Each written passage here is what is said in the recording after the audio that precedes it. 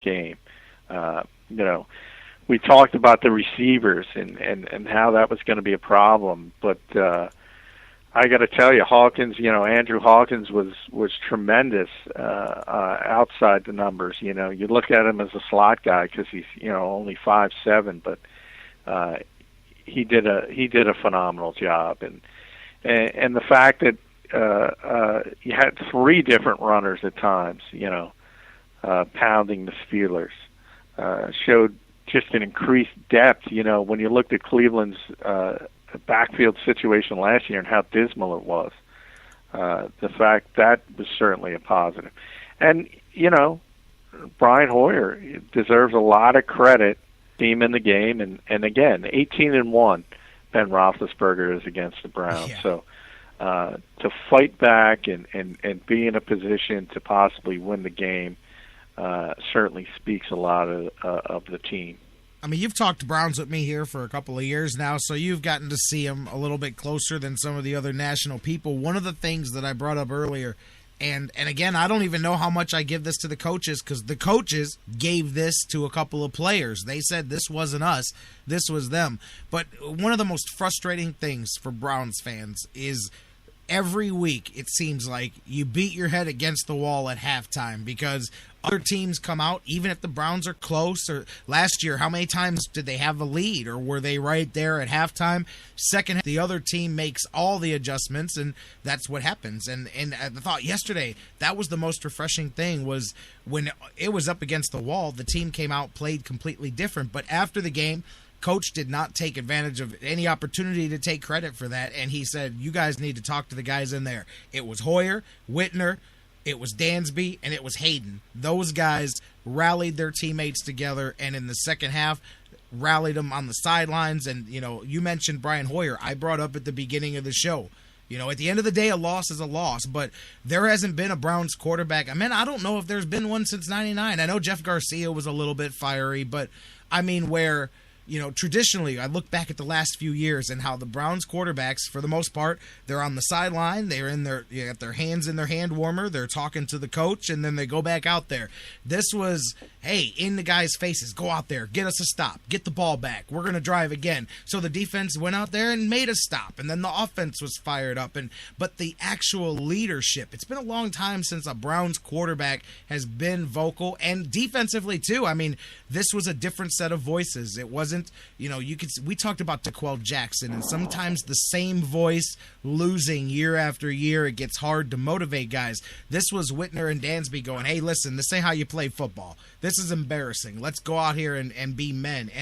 But it made a difference. Usually those are hollow words at halftime. So did you notice the difference? It's been a long time since the Browns have dramatically improved at halftime in a game. Yeah, normally I take, the talk of halftime adjustments just because so little time. I don't think people realize by the time you get off the field and you get back on, there's not a lot of these huge adjustments people like to talk about and like to point to. You can start as a coach. You can start adjusting in the first. You can make an adjustment in the third quarter. You can make an adjustment 2 minutes in. So I think part of it, you saw it all over the NFL. I think part of it is just the way the game has shifted. You see these giant comebacks that you never used to see before. Part of it is the rules. Part of it is so much easier to throw the ball. If you saw Indianapolis last night in Denver, for instance, and you think about what they did in the playoffs last year. It's almost like you don't want to get a big lead on Indianapolis because they forget about the running game and start chucking it around, and all of a sudden, oh my God, here they are. In the Browns case, though, I think you're right. I think it was just a matter of they were embarrassed in the first half. 27-3, and some of the players took it upon themselves to say, we're not gonna go out like this. We're not gonna roll over. And a certain part of that is leadership, and that's a very, very positive sign. Because when the players start taking it upon themselves, that's always good. Because when you have leaders on both sides of the football, and you know they're going to fight for 60 minutes no matter what the score is, you're going to be a better football team. And they had every reason to roll over, and they didn't do it. I got two Browns questions for you coming out of this from this week here and from what you've seen. One is at the quarterback position. Do you believe that for at least a few weeks here, because it hadn't, even though Hoyer was named the quarterback, clearly we saw in the pregame shows yesterday, it hadn't blunted the Manziel talk at all, and everybody thought it was a foregone conclusion that he would play yesterday.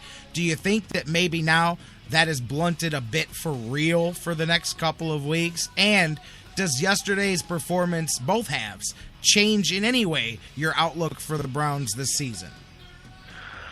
Yeah, I mean, I think Brian Hoyer's going to be the starter, and you know he deserves to be the starter for the time being.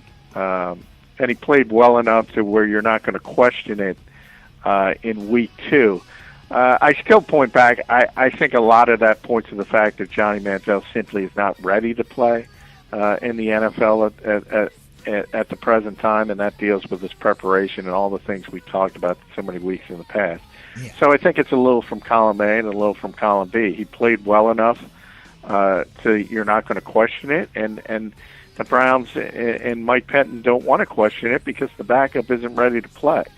As far as changing the long-term outlook, no, I don't think it does, simply because I just think they're behind the 8 ball talent-wise. You know, I had them at a 4 or 5 win team before yesterday. Have them at a 4 or 5 win team after yesterday.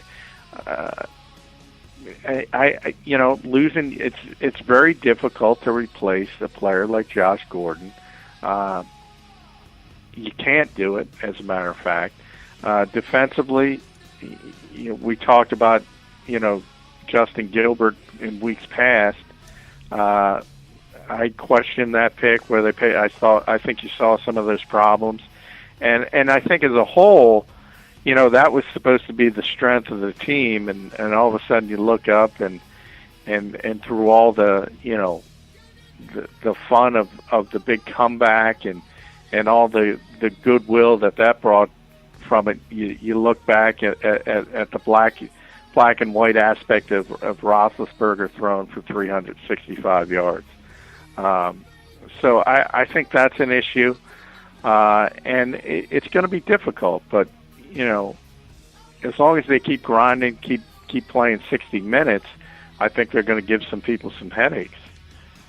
Definitely. I was watching the game with a few people from out of town, and they, you know, had very little knowledge of what the Browns had to offer.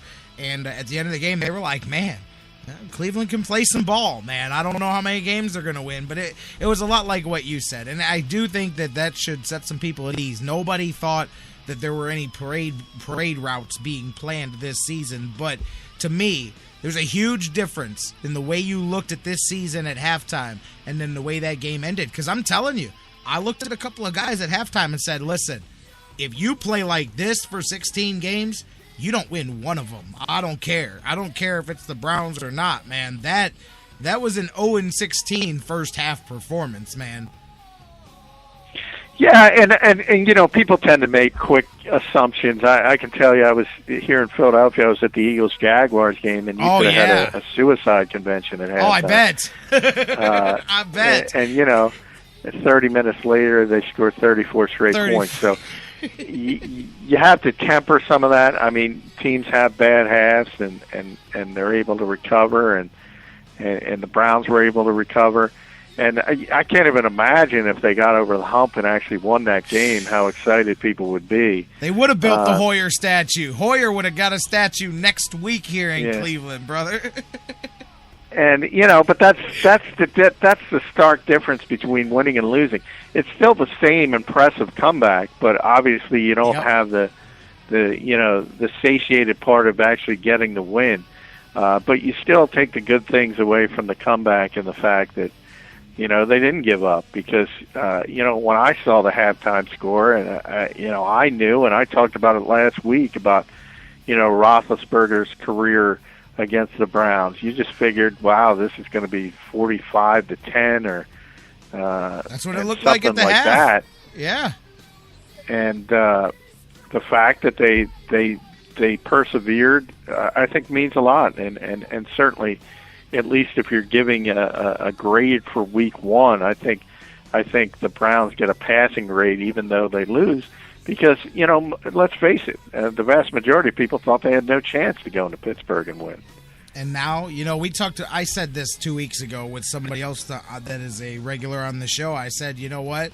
I said the biggest improvement most coaches believe comes from week 1 to week 2 in a football team, just because that's your biggest opportunity to see what's real and what's not after training camp. So I'm really interested to see what they do when they come back home. They've got a very, very tough challenge, an angry Saints team that's going to be looking to get themselves going as well. So the Browns, we talked about the letting Ben Roethlisberger go crazy. Drew Brees can pick you apart. So we'll see what the Browns do here heading into the home opener with the Saints. And looking around the rest of the NFL, John, looking at everybody that played this weekend, what was the biggest maybe surprises you saw? Anything that made you go, hey, going to keep an eye on this? Well, it started on Thursday night. I expected that kind of play out of the Seahawks, but that game told me a lot more about the Packers than the Seahawks. Nobody beat Seattle in Seattle. We all know that, but it was the way the Packers lost and just totally dominated. I think that said a lot. And Chicago also losing at home to Buffalo in week 1. I think those are the two teams that are people thought were serious contenders, and now they kind of look at them and say, ooh, maybe we thought a little bit too much of these teams, at least. But, again, you never get too high after week 1. You shouldn't get too low. And I think that's exactly what coaches like Mike McCarthy and Mark Trestman will be preaching this week. And it's far from over for any team after week 1. But you see some of the things, and it's funny. There's this old quote that, certain teams in the season opener don't realize that they're bad yet. And they play a little bit better and a little bit harder. And that starts to temper as you get into the season. They don't realize and you'll they're see bad that, yet. You'll see that throughout the NFL. I like the way you put it. They don't realize they're bad yet, so they try a little bit harder until they realize that they stink. That's funny. Hey, hopefully Jerry Jones realizes exactly what he's got, because they realize they stink. I will gladly trade him, Johnny Football, for 3 number 1 draft picks right now. Somebody needs to make the phone call. Jerry wants him. He's already regretting it, so call him up.